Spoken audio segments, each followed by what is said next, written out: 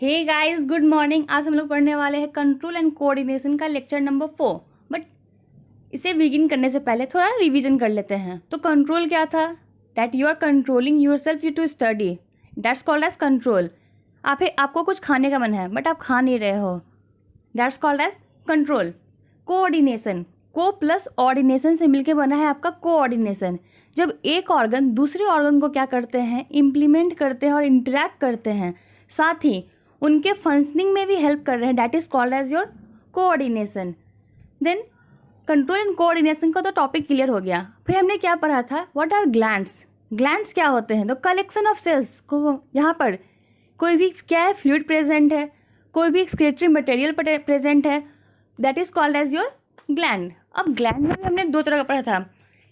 कौन कौन से ग्लैंड याद आ गया होगा अभी तक? तो endocrine gland and exocrine gland. Endocrine gland, endo and exo में अंतर क्या थे?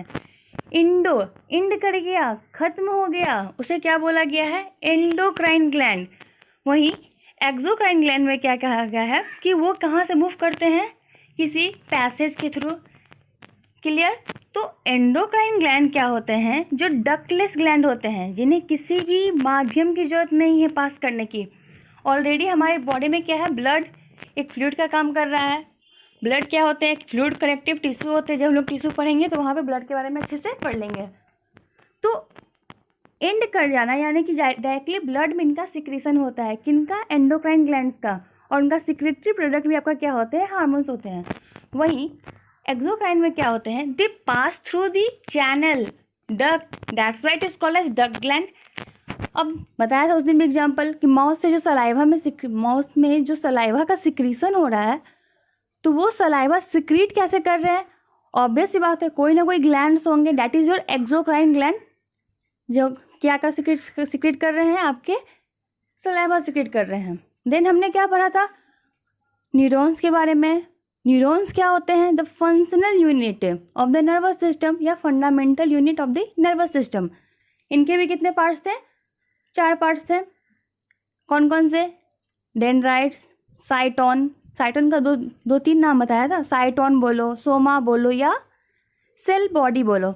ये सब किसके अंदर आते हैं हमारे? तो साइटोन के अंदर ही आते हैं। फिर हमारा क्या आता है? Axon and synapse, point to point connection, that is coordination. अब हार्मोन्स क्या होते हैं? हार्मोन्स जो होते हैं नॉन न्यूट्रिएंट सब्सटेंसेज होते हैं, डायरेक्टली जो फ्लो करते हैं ब्लड में। क्लियर? अब आज के लेक्चर में हमने क्या पढ़ना है कि कंट्रोल एंड कोऑर्डिनेशन में मैम आपने तो बता दिया ये पार्ट होते हैं, बट उस पार्ट में क्या अंतर है वो आज हम लोग यहाँ पढ़ने वाले हैं।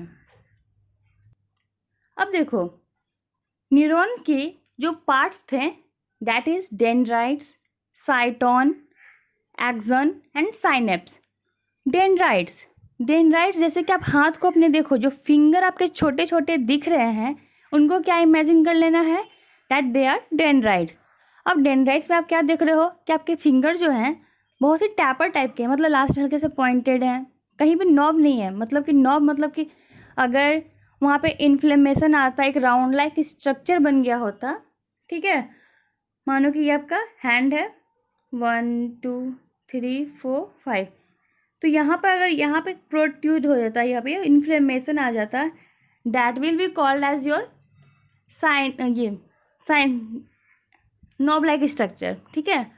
तो डेंड्राइट्स में क्या होते हैं? ये शॉर्ट होते हैं, टैपरिंग इंड होते हैं। फिगर देखते रहना, ठीक है, कैसे होते हैं? शॉर्ट होते हैं और टैपरिंग इंड्स होते हैं। वहीं एक्सोन में क्या होते हैं? वो सिंगल होते हैं, just straight tube like structure. Axon की डिफिनेशन जहाँ लिखाई गई थी तो क्या क्या लिखाया था मैंने कि एक्सोन जो होते हैं एक ट्यूब लाइक स्ट्रक्चर होते हैं। Axon is covered by your myelin sheath, और क्या बोलते हैं उसे? Schwann cells. The place where myelin sheath is absent is called as nodes of Ranvier. अब देखो, ये हमारा क्या है? यहाँ पे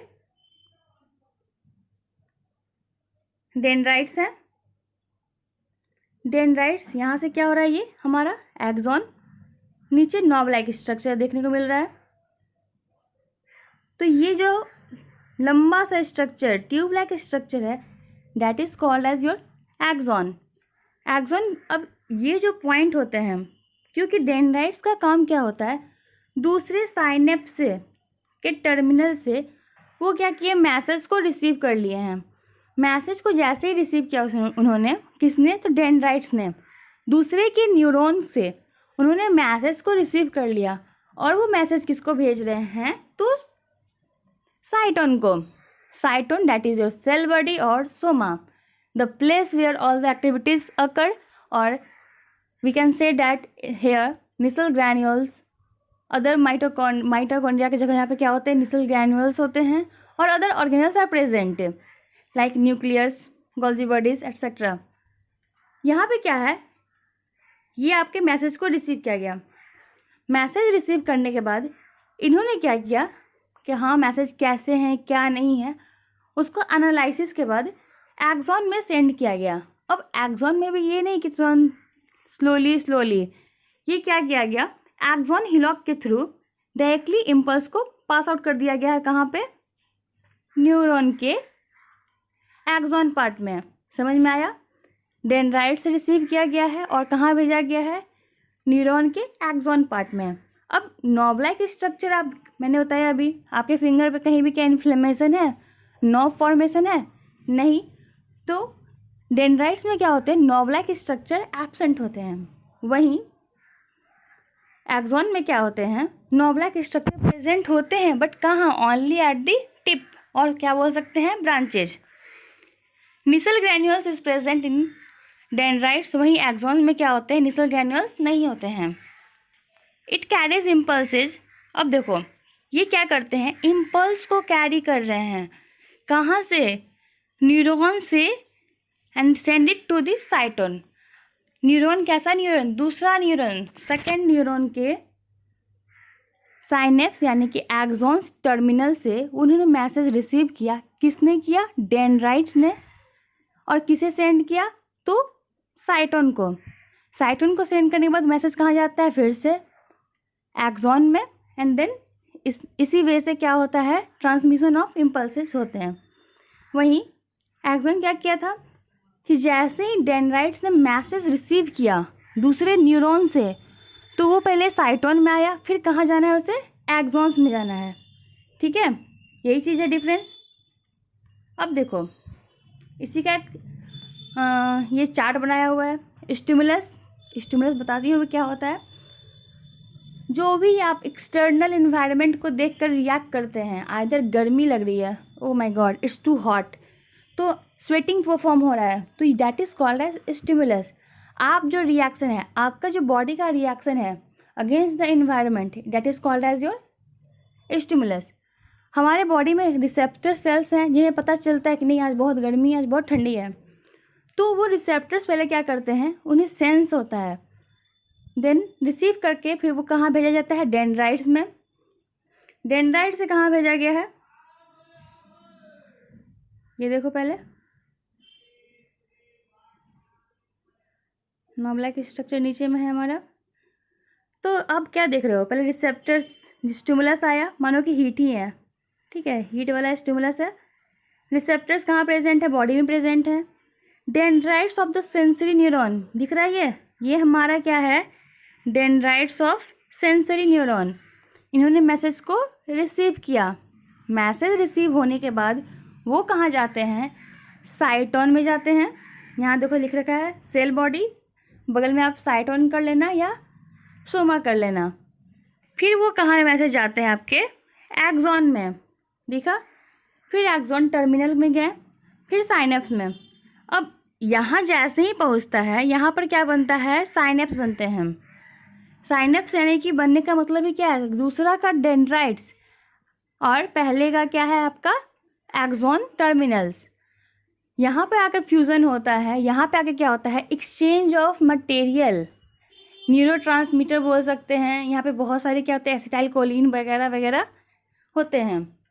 तो यहाँ से अब क्या है, अब देखो ये फर्स्ट एरो तो है क्या, कंटिन्यूअस ट्रांसमिशन आपका हो रहा है, बट ये आपका क्या है, इतना फर्स्ट न्यूरॉन की बात की जा रही है। अब अदर न्यूरॉन में है कि आपका छोटा वाला जो एरो है ये आपके अदर न्यूरॉन को यहाँ शो कर रहा है। अब अदर न्यूरॉन में भी डेंड्राइट्स ऑफ अदर न्यूरॉन ने क्या किया है, मैसेज को रिसीव किया।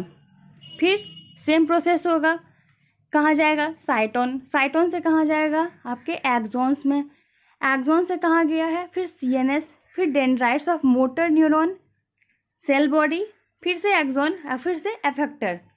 क्लियर हो ये पॉइंट?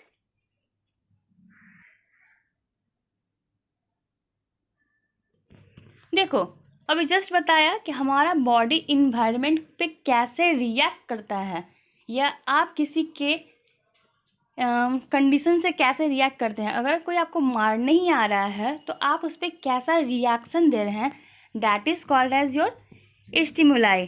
ठीक है, तो change in the environment to which living organism respond. अब मैं लिविंग ऑर्गेनिज्म की बात कर रही हूँ, यानी कि स्टिमुलस वही शो करते हैं जो लिविंग होते हैं।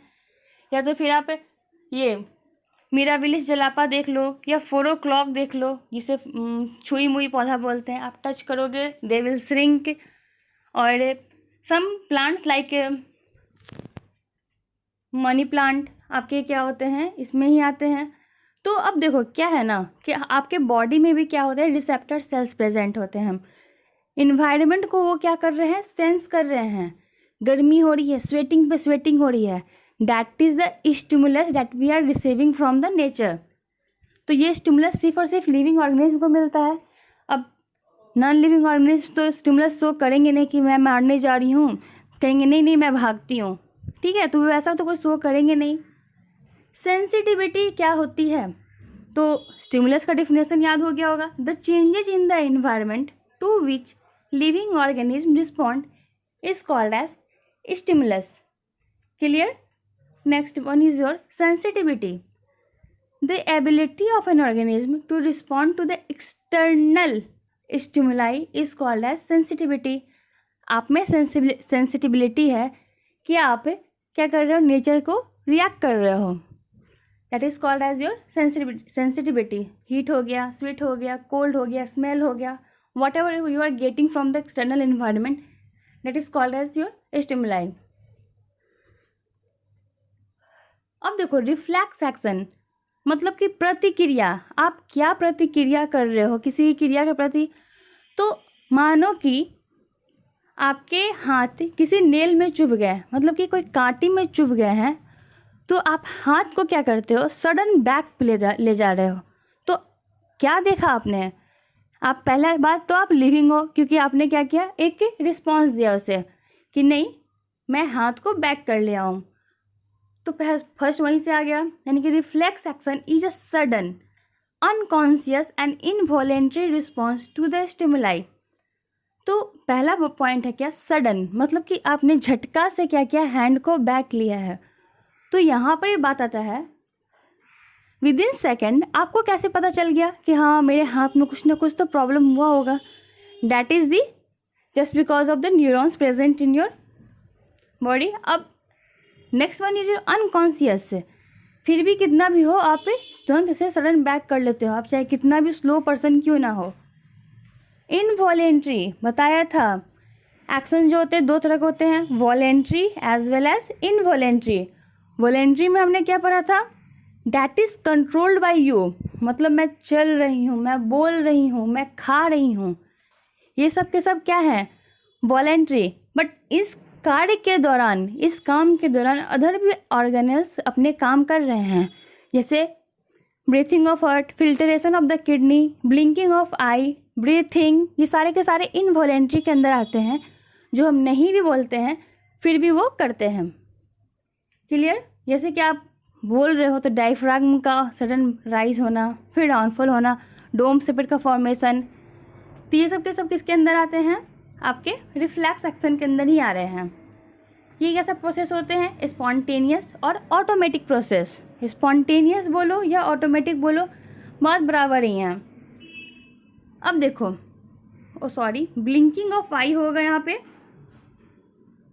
Blinking of eye, movement of diaphragm, respiration के थ्रू, क्योंकि रेस्पिरेशन में 2 प्रोसेस होते हैं, डैट इज योर इनहेलेशन और एक्सहेलेशन। इनहेलेशन मतलब कि जब आप क्या कर रहे हो, सांस को अंदर ले रहे हो, रामदेव बाबा को याद करो। Inhalation when you breathe inside, that is called as your inhalation. When you breathe outside, तो that is called as in exhalation. Clear? Hope so बच्चों आप लोग को समझ आ गया होगा। नेक्स्ट लेक्चर में हम लोग क्या करेंगे, इसके आगे प्रोसीड करेंगे, बट लाइक और सब्सक्राइब बटन दबाना ना भूलें और अपने दोस्तों में शेयर करना। Thank you.